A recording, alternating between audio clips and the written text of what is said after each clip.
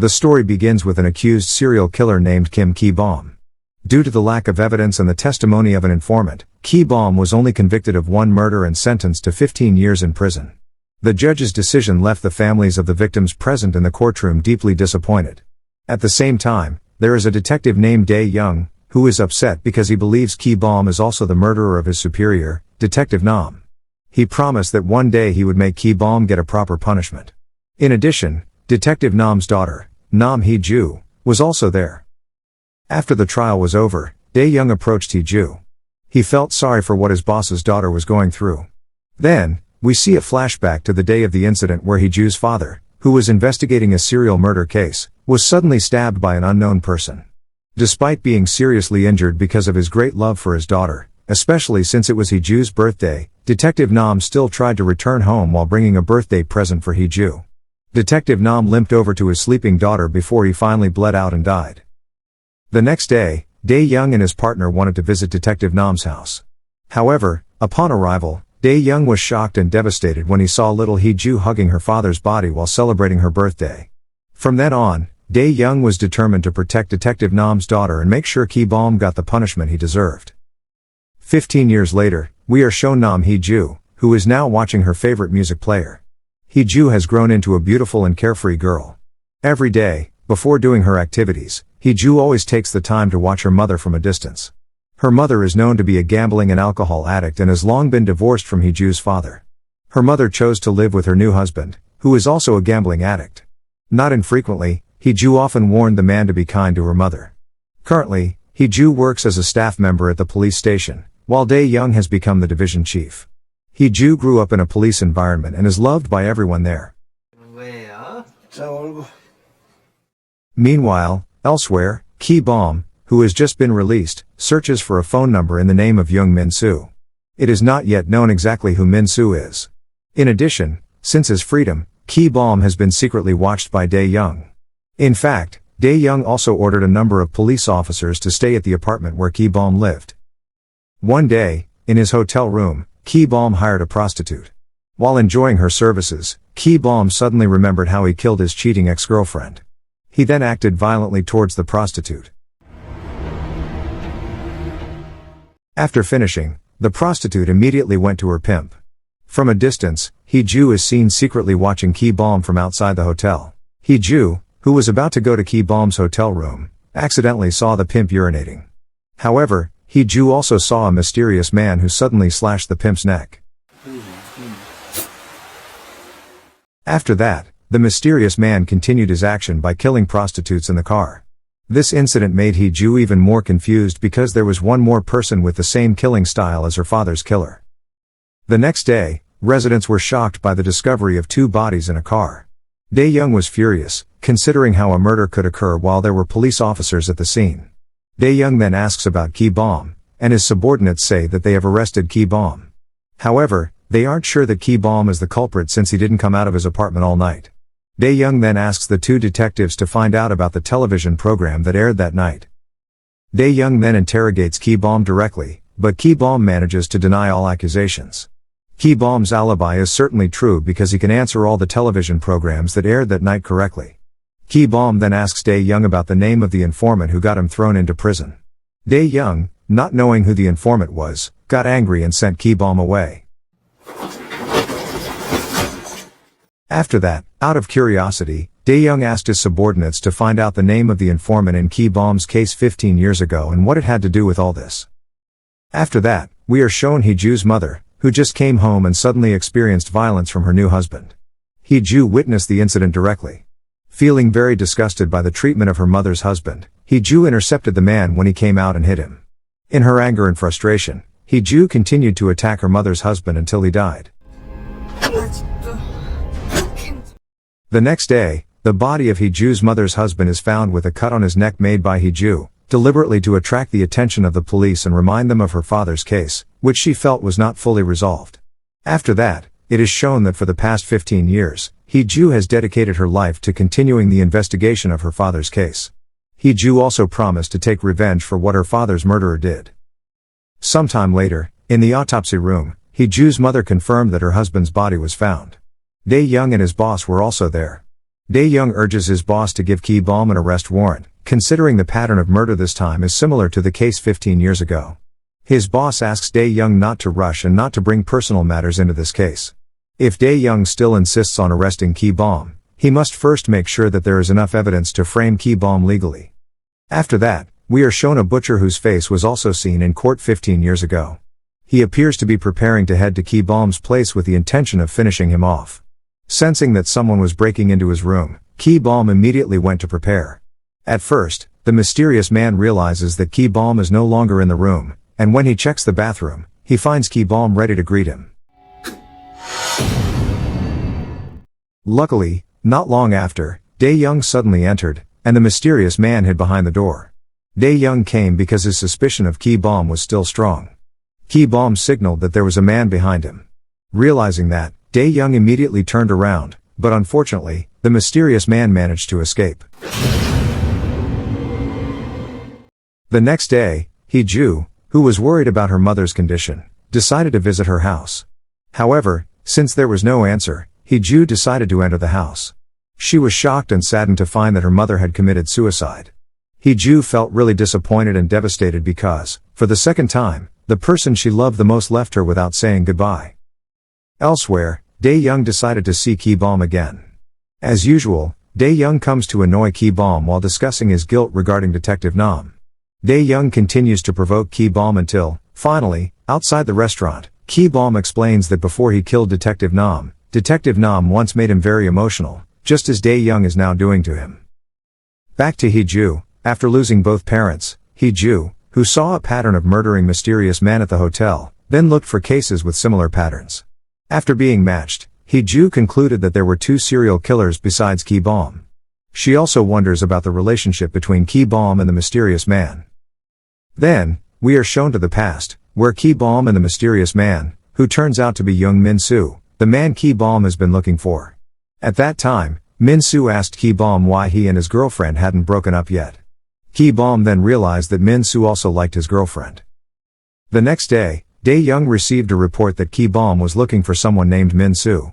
The police suspected that Ki-bom was looking for the person based on several call histories in Min-soo's name. Dae-young then asked his men about information related to Ki-bom's case informant 15 years ago. His men confirmed that Min-soo was the informant. After further checking, it turns out that Ki-bom and Min-soo are friends from the same orphanage. Based on his instinct, Dae-young instructed all his subordinates to follow Ki-bom and Min-soo. He ordered them to find a way for the two to meet and ensure that they were arrested at the same time. Dae-young also emphasized that Min-soo should not get hurt in the operation. Long story short, Ki-bom finally managed to find Min-soo. Ki-bom approached Min-soo at his shop. Min-soo can only remain silent when Ki-bom asks why he had an affair with his girlfriend and why he reported it after Ki-bom killed his girlfriend. Min-soo explains that Ki-bom's girlfriend doesn't actually love him anymore and never cheated on him behind his back. Hearing that explanation, Ki-bom warns Min-soo that tonight will be his last night to sleep peacefully because, after that, he will finish him off. Meanwhile, Hee-ju, who had already pocketed Min-soo's identity before Dae-young, is seen buying a dog leash and ordering many glass bottles to be sent to Min-soo's house. Later that night, when Min-soo comes home, he is surprised by the lights in his house being off. A few steps later, he didn't realize that he had stepped on a glass bottle splinter, which turned out to be Hee-ju's doing. With all the preparations that had been made, Min-soo, who had yet to get an answer to his question about Hee-ju's motives, had to suffer a terrible fate at the hands of Hee-ju that very night.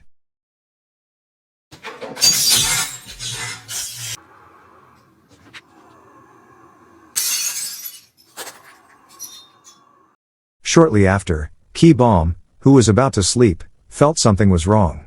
After checking, he was surprised to find Min-soo's corpse wrapped in plastic and tied with a dog leash. In his confusion, Ki-bom was suddenly ambushed from behind by Hee-ju. Hee-ju stabs Ki-bom in the ribs to paralyze him.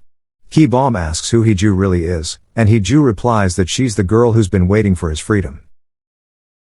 Ki-bom just laughs and asks Hee-ju to kill him immediately.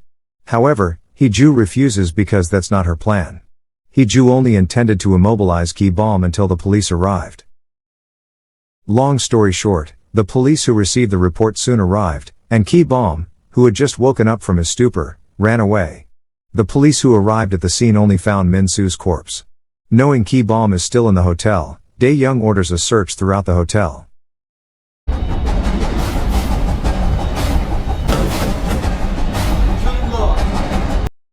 Soon after, a detective finds a couple covered in blood and immediately evacuates them. Dae-young, who was sitting in the couple's room for a while, noticed blood coming out from under the bed. Upon inspection, it turned out to be the real boyfriend of the woman who had been evacuated to the ambulance. Cleverly, Hee-bom managed to get out of the hotel with the woman. Once outside the hotel, Hee-bom managed to incapacitate the officers present and also killed the woman, and then fled the place. The police chief is furious about the night's events, unable to accept the fact that 2 civilians were killed and the perpetrator got away with it. He urges Dae-young and his colleagues to immediately resume the search for Hee-bom, even if it is necessary to use the mass media to help with the search.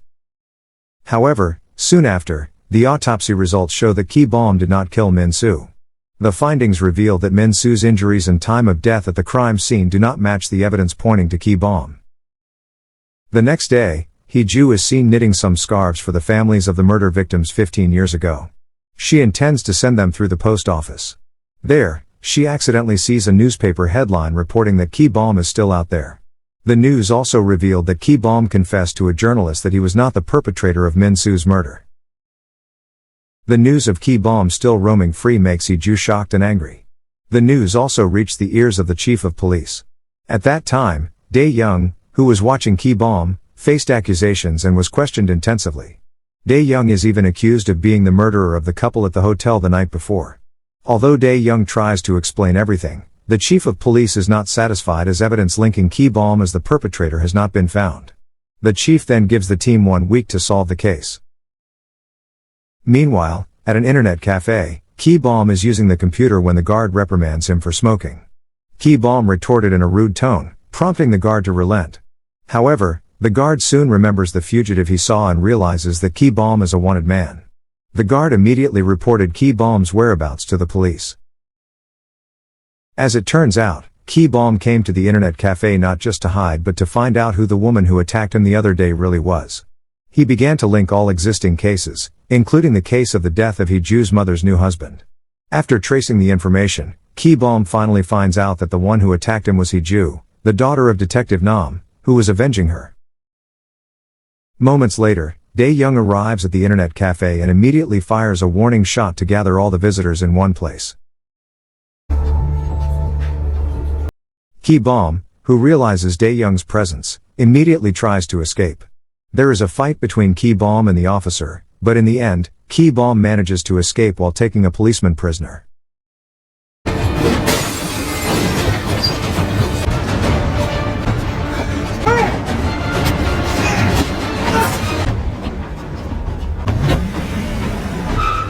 Dae-young immediately relayed the information to all the police and ordered a massive raid.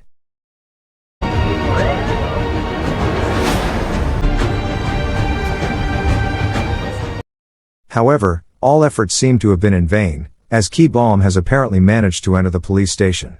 The gatekeeper, who thinks Hee-bom is a policeman, too, casually lets him into the police station with ease. Hee-bom was trying to find information about Detective Nam's daughter. Coincidentally, there was an officer who was still at the police station and thought Hee-bom was a policeman. The officer, unsuspectingly, mentioned that perhaps the person Hee-bom was referring to was Hee-ju. Hee-bom then asked the officer for Hee-ju's address, and the officer innocently gave it to him without realizing that he had helped a criminal. Hee-bom finally arrived at Hee-ju's house. Inside the house, Hee-ju had prepared herself for Hee-bom's arrival. When Hee-bom rings the bell, the house lights suddenly go out. In the darkness, Hee-ju attacks Hee-bom and manages to stab him, although Hee-ju is also stabbed in the arm. After confirming that Hee-bom is her father's killer, Hee-ju quickly runs away from there. Meanwhile, at the police station, everyone who knows that Hee-ju is in danger immediately rushes to find her. Hee-ju, who keeps trying to escape from Hee-bom, finally arrives at the bridge. There, Hee-bom manages to catch Hee-ju and demands responsibility for her sins.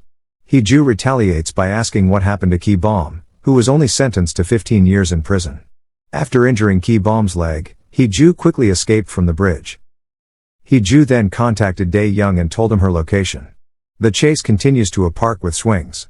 Meanwhile, the police were about to arrive at the location. Hee-ju stops and climbs onto the swing, then starts swinging herself. Ki-bom is surprised to see Hee-ju take off her scarf, which turns out to have a dog leash around her neck. Ki-bom finally realizes that Hee-ju is planning to set him up. He realizes that whoever is still alive between them will be a suspect in the 6 latest murder cases. As the police get closer, Hee-ju finally decides to commit suicide. The act leaves Ki-bom completely dumbfounded. When the police arrived at the scene, they found Hee-ju lifeless. This discovery made all the police officers very angry, and they felt that they had lost an important figure in their lives. A few days later, Ki-bom was finally put on trial. All the families of the victims were present and compactly wore scarves made by Hee-ju. Ki-bom was sentenced to death. Thanks to Hee-ju's struggle, the victims' families could finally breathe a sigh of relief and celebrate the justice that had been served. After escorting Ki-bom to prison, Dae-young decides to drop by Hee-ju's house for a moment. To his surprise, he arrives and finds a collection of evidence related to Ki-bom and Min-soo's case. After all this time, Dae-young realizes just how hard Hee-ju fought alone, not only for her father but also for all the victims' families. And the movie ends.